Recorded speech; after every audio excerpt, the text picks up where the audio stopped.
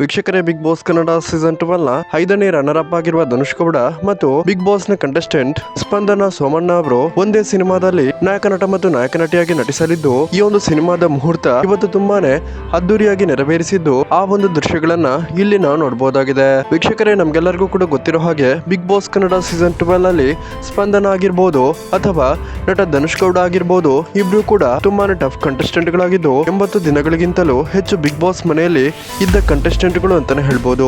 ಇವರಿಬ್ರಿಗೂ ಕೂಡ ಸೆಪರೇಟ್ ಆದಂತಹ fan basis ಇದ್ದು, ಬಿಗ್ ಬಾಸ್ ಮುಗಿದ ಮೇಲೆ ಇವರಿಬ್ರು ನಟಿಸ್ತಿರುವಂತಹ ಮೊದಲ ಸಿನಿಮಾ ಅಂತ ಹೇಳ್ಬೋದು.